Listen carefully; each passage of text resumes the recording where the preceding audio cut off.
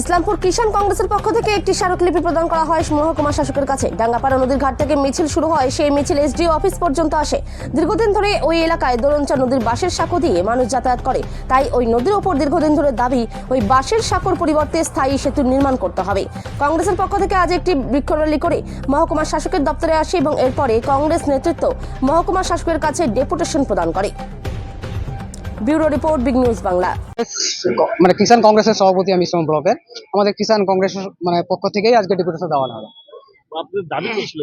আমাদের দাবি দেখুন, দেশ স্বাধীন হয়ে যাওয়া ৭৫ বছর হয়ে গেল। আমাদের ডাঙ্গাপাড়া এলাকাবাসীকে শুধু এই সরকার, এর আগের সরকার শুধু ধোঁকা দিয়ে আসছে, এখন পর্যন্ত ধোঁকায় দিচ্ছে। এই 5 বছর আগে ব্রিজের কথা হলো, আমরা আন্দোলন করলাম, কংগ্রেসে আমরা আন্দোলন করলাম, ধর্নায় বসেছিলাম ব্রিজের নিয়ে। এখানকার তারপর নেতারা গিয়ে বললো যে তোমাদের ওখানে জমি নিয়ে সমস্যা আছে, ওই জন্য ব্রিজটা আমরা করতে পারছি না। এরপরে কিষানরা ওদেরকে জমি দিয়ে দিল, কিন্তু তার সত্ত্বেও তাদের কোনো পদক্ষেপ নেই। তো আমরা মজবুরি হয়ে আজকে কিষাণ কংগ্রেসের পক্ষ থেকে ডাঙ্গাপাড়া এলাকাবাসীকে নিয়ে এসে এখানে একটা ডেপুটেশন দিলাম।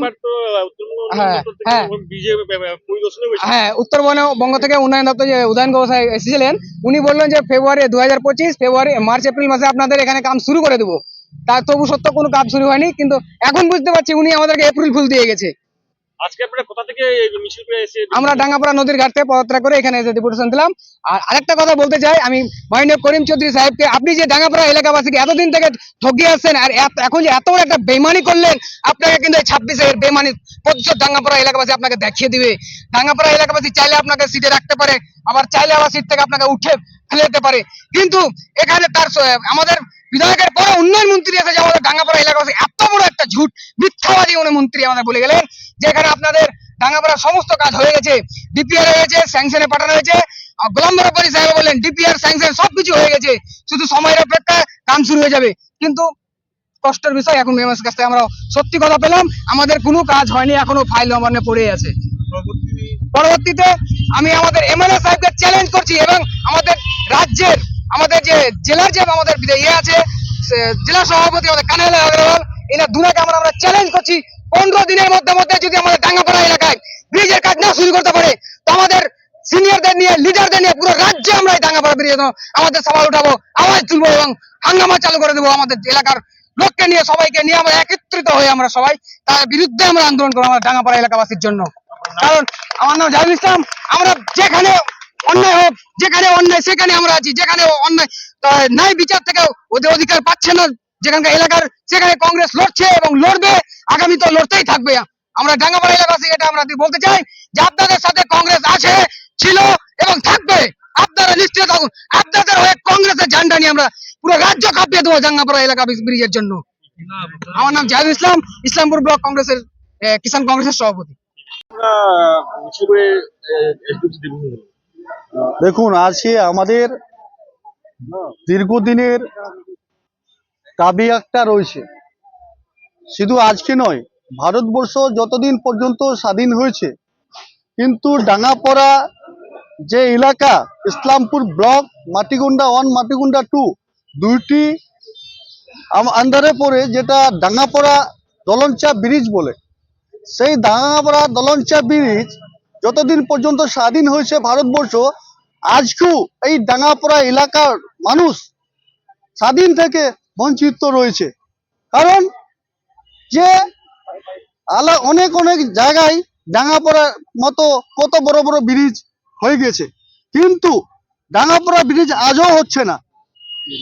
কারণ কি আছে, তৃণমূলের বিধায়ক থাকতো ইসলামপুরে আব্দুল করিম চৌধুরী সাহেব, উনি, এবং রাজ্যের মন্ত্রী থাকতো ইসলামপুরের সাব ডিভিশনের ভিতরে মিস্টার গোলাম রব্বানী সাহেব, এবং তৃণমূলের জেলা প্রেসিডেন্ট থাকতো ইসলামপুরে, তৃণমূলের ব্লক সভাপতি থাকতো, তৃণমূলের প্রধান থাকতো, তৃণমূলের মেম্বার থাকতো।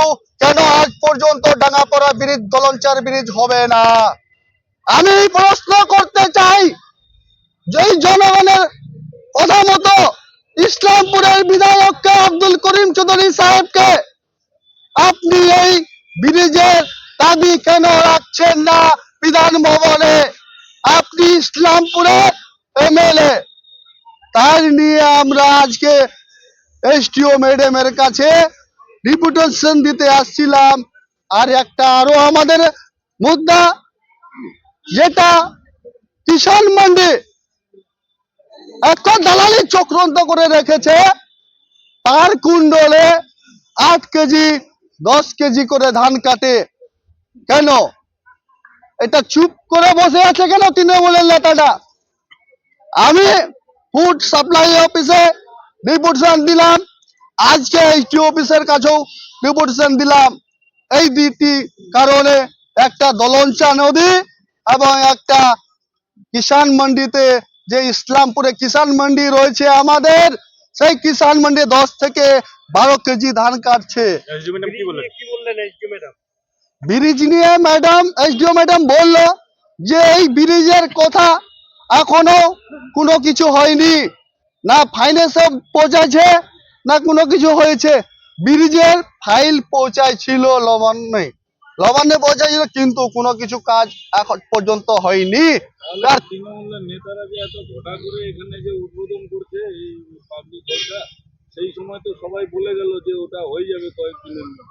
তৃণমূলের নেতারা, রাজ্যের মন্ত্রী, তৃণমূলের উত্তরবঙ্গ উন্নয়ন মন্ত্রী এই ইসলামপুরের মানুষকে, ইসলামপুরের জনগণকে বোকা বানাচ্ছে। আমি আপনাদের কাছে অনুরোধ করছি, এর নিয়ে হয় আপনাদেরকে আবার বড় বড় একটা আন্দোলন করতে হবে, যেটা আমরা ডিএম অফিসে ডিএম এর কাছে পৌঁছাবো। আমি আশা করি যদি এর মধ্যে হয়ে গেল, এসডিও ম্যাডাম যেভাবে বললো আমাকে যে এটা হতে অনেক সময় লাগবে, এখন পর্যন্ত কোনো খবর নাই আমার কাছে। যেহেতু আমার 2 মাস হইলো, কয়েকবারও আমি কথা বলে ডাঙ্গাপাড়ার ব্রিজ নিয়ে দেখেছি, কিন্তু কোনো এখনো খবর নাই আমার কাছে।